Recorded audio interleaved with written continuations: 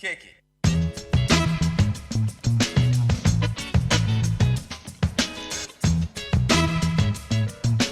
Something for your mind, your body, and your soul.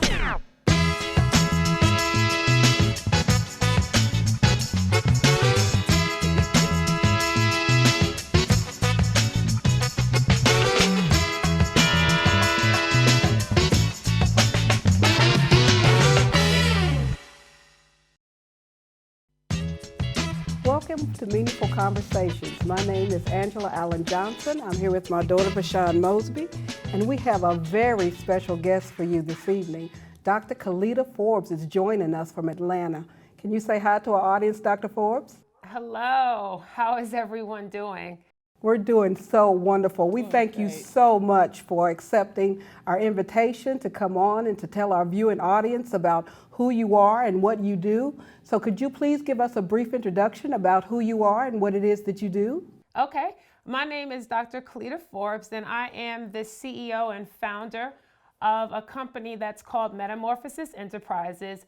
And the company actually was established for the purpose of providing opportunities for transformation in the areas of our mental, emotional, spiritual, and relational health. And so what we do is we actually provide a plethora of services using various tools. So whether it's individual therapy, group therapy, family therapy, we also do leadership development, specialized coaching, empowerment sessions. We also do customized consulting as well for our corporations and organizations that we do services for. And it's all geared around trying to promote and educate people on how greatly their emotional health impacts everything that they do in life. And so that's pretty much the purpose of Metamorphosis Enterprises. And we're enjoying being able to help people in that regard. Well, you're the first person that I've met personally that does virtual therapy. And I think it's very interesting how you've come up with that platform. Can you tell us how you developed that, please? Well, actually, I do what's called virtual therapy for the 21st century. And I actually used to live in the DC, Maryland, what we call the DMV area, DC, Maryland, and Virginia. I had a private practice. My office was located in an area called Prince George's County. And when I found out that I was going to be relocating to the Atlanta area, I was in the process of terminating and closing out with my current clients. And I actually appreciate them because I tried to get them connected with other clinicians that were in the area that I knew were excellent. But then some of them were just fighting, like, we refuse to see another therapist. Like, we do not accept that you're moving to Atlanta, Georgia. So you're going to have to figure something out. And this was about 2 years ago, a little over 2 years, maybe about 2.5, almost 3 years ago. And so in my quest to try to answer their desire, even though I'm thinking in my mind, there's nothing I'm going to be able to do for you. One night I was just online and started researching some options and looking into whether or not there was any possibility that I could utilize a Skype type of a format to be able to still communicate with some of those clients. And so I ended up connecting with an organization called Virtual Therapy Connect. And it's an awesome platform because the important thing about it is that it's HIPAA compliant and it's also federally regulated. And so it actually looks like Skype, if you will, but it has the security measures in place to make sure that what we're doing is still ethical and is still providing the utmost protection and confidentiality for our clients. And so when I found that out, and I actually had the awesome, blessed privilege to be able to go to the suburbs of Northern Virginia and meet with the founder and creator of this platform. And I just really had an awesome time. She's a believer too. Awesome time speaking with her and just talking about what caused her to even look for this as a tool for the work that she was doing as a therapist. And so I joined that network. There's a lot of other clinicians around the country that are doing it as well. And it's just an additional tool because sometimes it's very difficult to find a clinician that we feel comfortable with. And so because life changes and adjustments happen and you could move out of town or your clinician could transition to another area, it's awesome that now we have these tools, thanks to modern technology in the 21st century, that we can still be able to allow people to connect with someone that they feel that they can trust. Because therapy is a very sacred relationship between therapist and client. It's true. That is great. Now, Dr. Forbes, you mentioned something about how virtual therapy works. Could you talk about the stigma of virtual therapy and even therapy in our community? Well, I can talk about the stigma around virtual therapy first, and then when you say our community, what specifically are you referencing? The African American community? Okay. Well, in regards to virtual therapy, when I first got into it, of course, there were clinicians that were stuck in the traditional way that we know therapy to be done. And I think we're all aware of the fact that change can be very difficult for all people. Embarking on new things that we've never done and we don't know exactly how it's going to work can sometimes cause people to not to want to launch into it at all. But I'm the type of person that likes to explore new things and just give it an opportunity to see whether it will work. There are some clinicians that felt like it wouldn't provide the closeness that you feel when you are in a physical room with the same person. And of course, from an ethical standpoint, just concerns about ethics and confidentiality and liability and making sure that what was recorded or somewhere out in, the World Wide Web lands, whether or not that information or that video would be compromised. And so I understood the concerns from my other colleagues, but at the end of the day, now more and more clinicians are using it, and more clients are talking about the convenience that they find that it offers. Because again, you could end up doing therapy. I have clients that do therapy when they're relaxing on their couch at home. I have clients that will do therapy in their offices, like on their lunch break. And so the convenience in and of itself, and it's awesome because you get an opportunity to see different things that your clients can show you. Like if they have a pet that they love, there are times when my clients are like, here, this is the dog that I was always telling you about. And so there's a lot of pros to it. And it's just, again, another tool. And every clinician doesn't have to do it. It's based on your comfort and your style. But for those of us that want to be able to be cutting edge, it is an awesome tool. But in regards to the stigma associated with therapy, with the African American community, that's something that we're very aware of. And when we look at it from a historical standpoint, you even think about the experiments that were done on African Americans years ago where the medical community was concerned, period. And so oftentimes African Americans were distrusting of anything having to do with medicine, doctors, anything of that sort. And then of course we have this whole perspective of not wanting to expose things that are going on within our families that we might be embarrassed about or ashamed about, all the while not realizing that the very things that we're going through, or our loved ones are going through, that's not something that's specific to race, but that's just universal to humanity's challenges. And so we all as African Americans had that relative that we knew was struggling with depression or struggling with bipolar, or even when you look at the challenges that come with schizophrenia. And what we would do is we would just ignore that was going on. We would put that relative like up in the bedroom, like all the way in the back of the hall or downstairs in the basement, and we wouldn't deal with it. And so we were actually dehumanizing that relative, and then we were bringing on shame on ourselves and our families that we did not have to carry. And one of the things that I talk about oftentimes as a story is that I was working as a therapist at a charter school in Washington, D.C. And I always share this story whenever I speak because one particular day, one of my colleagues that I had a close relationship with, who was a Caucasian woman, she was leaving for the day and rushing out of this afternoon staff meeting. Now, this is a high school, and it was a lot of students in the school. So you're looking at a staff of about 75, 100 people. The principal was there. All the leadership was there. So she's rushing out of the door, and I'm trying to get her attention like, wait, late. You left something in my office. And loudly, she said, just keep it till tomorrow because I don't want to be late for my therapy appointment.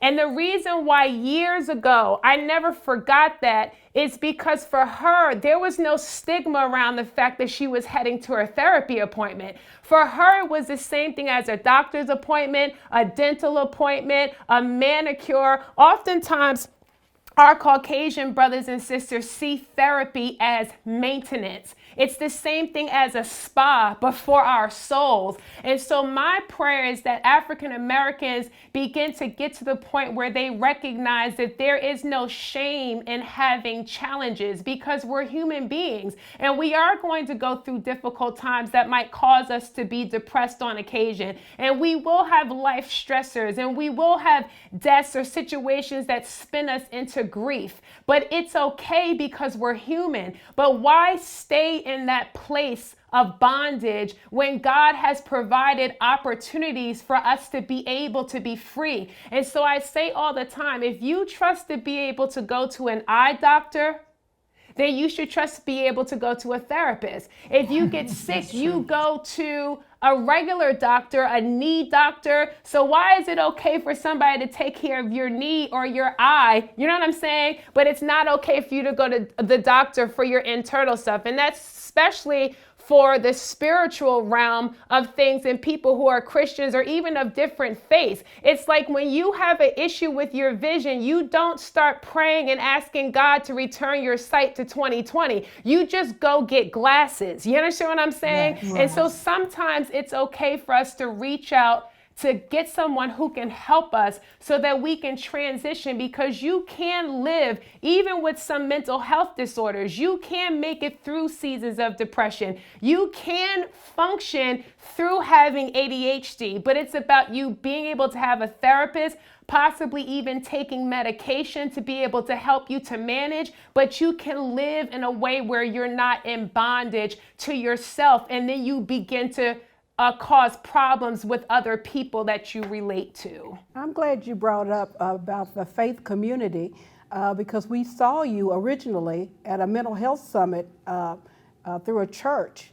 And I was very interested that you were able to mix your faith and your profession together to be a real blessing, not only to the body of Christ, but just across the country. Would you talk about how difficult it is to bring your profession into the faith community? Well, sure. We have a challenge sometimes with what I would call over spiritualizing things or not. And if we don't want to accept the term of over spiritualizing, for those people who don't want to accept that term, I have another flow and another way that I can talk about it, which is that we try to take God out of life. We try to say that there's certain areas of our lives that we can have him be actively a part of, but other areas he cannot. And that's just not the way that God functions. And so I say that to say that God provides opportunities and ways for us to get our needs met. And when we talk about healing, we really should not put barriers around God about the way in which he desires to heal us. So whether we're going through emotional sicknesses, whether we're going through physical sicknesses, whatever the case may be, if I, God forbid, got diagnosed with cancer, it doesn't matter to me whether God heals me through surgery, whether he heals me through chemotherapy, whether he heals me through natural remedies, or whether he heals me by going to the altar and someone laying hands on me and I'm miraculous. I don't care how you do it, God. I just want to be healed. And so oftentimes, because we're being too spiritual, it blocks us from being able to receive our healing in a manner in which God might be able to provide it. And one of the ways that God heals those that are struggling emotionally and mentally is through the use of psychologists and clinical therapists. And so as a faith community, we have to begin to accept the things that God has provided for us. I agree. I completely agree with everything you're saying. I just think that our community has a tough time wrapping their head around where does psychology fit within the realm of faith. and it's just a very difficult conversation to have. Yeah, historically, mental health has been demonized. And so we've seen it as depression or schizophrenia as that being a demon. And even if someone were to want to say that that's what it is, and I'm not going to say on this show what my theological perspective is on that, but regardless of which perspective, you still cannot dictate to God how he chooses to heal his children. You just cannot do that. That's true. That's Absolutely. very true. Absolutely. Well, Dr. Forbes, we were at that summit, and I appreciated the piece that you did on boys and mental health. That was great. I have a 13-year-old son, and I actually used some of the tools that you gave me in that session. So could you talk to our viewers about that, please? Sure. One of the things that's important is for us to recognize that a large reason why we find that men, because boys, they grow up to become men, right? And so your awesome son at one point is going to become a grown man, right? And so we want to make sure that you're, for example, raising him in a way where he doesn't get married to a woman that is really upset with you. You know what I'm saying? Because they're having to deal with stuff. It's just like, why didn't his mother take care of that years ago? But what happens is that we socialize boys differently from the way that we socialize girls. And so I often use the example of when you have a little girl that might be playing in the park, and she might fall and scrape her leg and it might be bleeding. Then we'll embrace that little girl and we'll wipe her tears. We'll kiss her tears away. Sometimes we'll kiss that area that was bleeding and let me kiss your boo-boo. It's gonna be this whole thing, and we just embrace, and I know it hurts. Mommy knows that it hurts. And so we go through this whole thing with our little girls. But if you use the same scenario with a little boy who's in the park and he falls and scrapes his knee, it's a completely different response to the little boy. So it's just oh, get up. Nothing's wrong with you. That's just a small cut. Your mommy's big boy. Wipe those tears. Big boys don't cry. We go through all of this stuff. And for me as a social scientist, I'm why are we not giving all that love and kissing boo-boos to, the little boy, as if the pain that he experienced from his fall in the park is something different, from the little girl's pain. And we think that that is something small, but it's not something small at all. It's the beginnings of us creating boys who are not in touch with their feelings. They're not in touch with their pain. And we've created little boys that think that they have to be men before they have to be men. And so it's important for us to be able to help our young sons to be okay with emotions and to be okay with feelings, and to not see that as not masculine, but to see that as this is just a human part of you, and that be acknowledging and being aware of your feelings is not something that makes you weak, or it's not something that makes you feminine, but it's just something that makes you more evolved and more mature and more in touch with yourself, so that then you can be in touch and care about other people, because feelings and emotions are not completely turned off for you. And then when it comes to therapy, I tell people all the time, when you're working with young boys, you want to make sure that the therapy that you do with them is not face-to-face, meaning that for boys, you want to move in a different flow. So I suggest for clinicians to make sure that they do things that are activity-based in therapy with boys. And so you want to either go to a basketball court or a soccer field, or you want to do something that involves board games or building something, because what happens is that you can do that in your side by side with the boys. So as opposed to face to face. And as boys who are they're a little more active than girls, as they're building or playing or having an activity of doing something, you would be surprised how relaxed they become. And then they'll just begin to open up and open up and open up. As opposed to with girls, you can do that face to face because they feel a little more comfortable with that. So that's just a suggestion, even with parents. when you're talking with your boys. Try talking to them in the midst of doing an activity and watch how much more you're able to get from them as opposed to sitting them down on the couch and trying to talk face to face.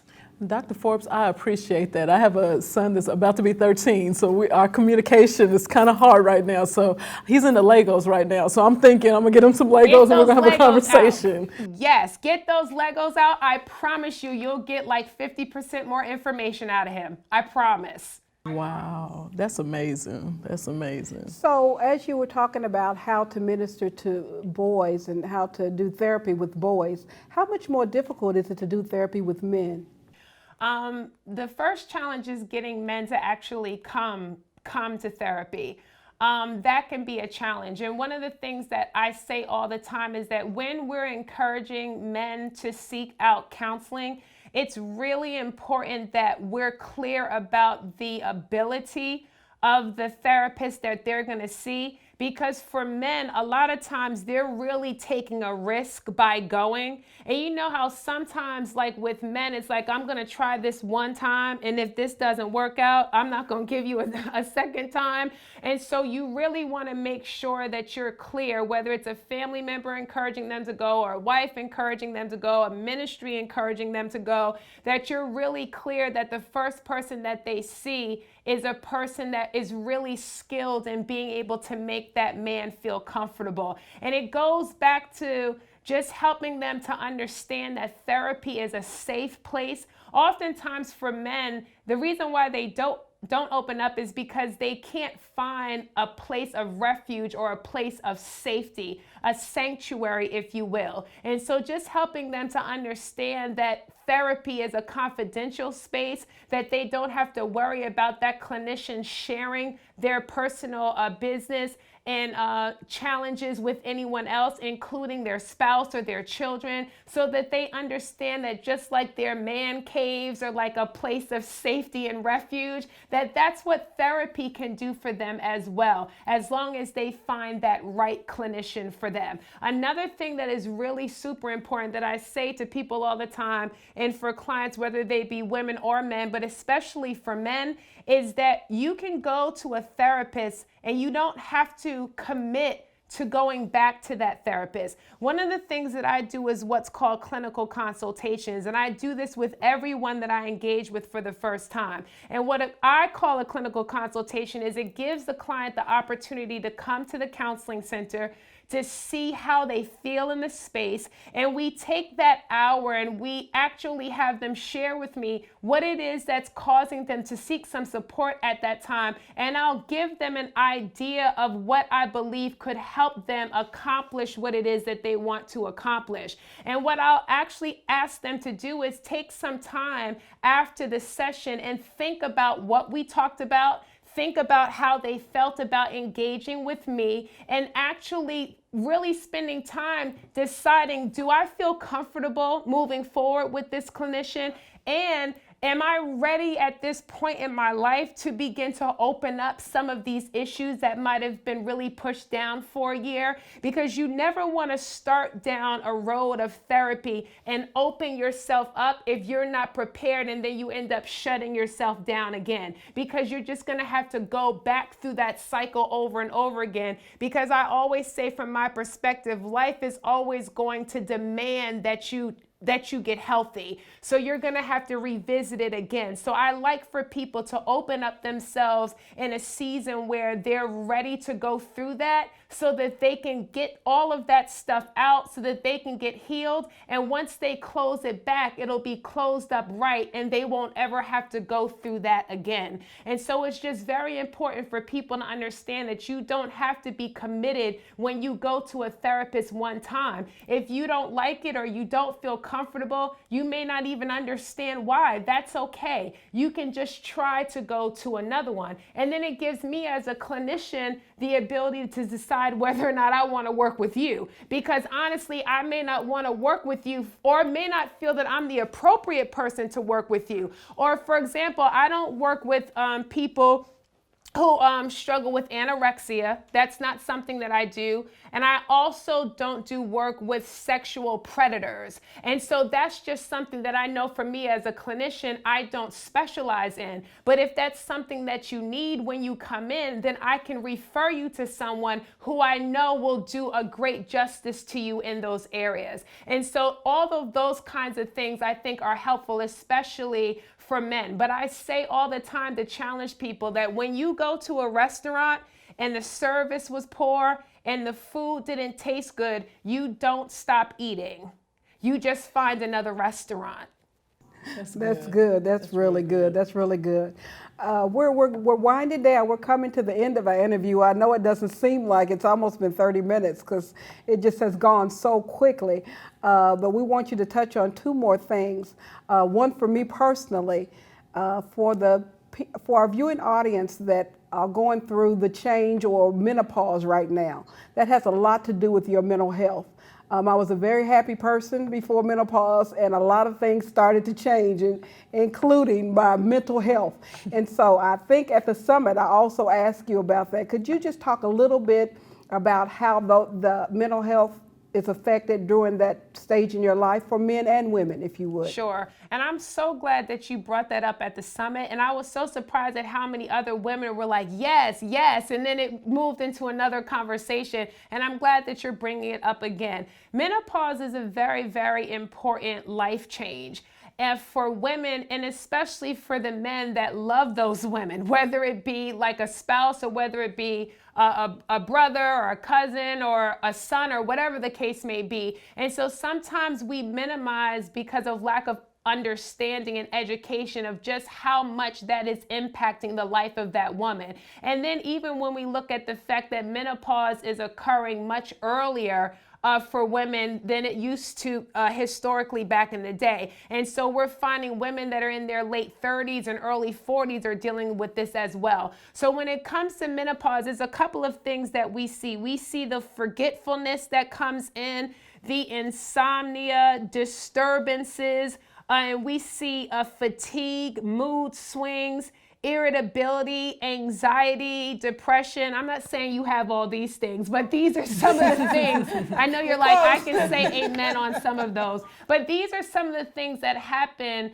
in the emotional aspect of women's lives as their hormones and their bodies are changing on a day-by-day basis. And so you're going to see that inconsistency in mood, and they're actually not even understanding what's going on until they feel like they're in the throes of it. And so it's definitely a challenge. But it's two things that I say that the goal is for therapy when you're dealing with people going through menopause. The first one is psychoeducation, meaning that you want to help that client to understand everything that there is to know about menopause so that they're fully educated on what to expect, on what things that they can put in place, what parameters they can put in place so that the transition is as smooth as possible. And the second thing is to offer them support with adjusting to the physical, emotional, sexual, and relational changes that they're going to experience in their life.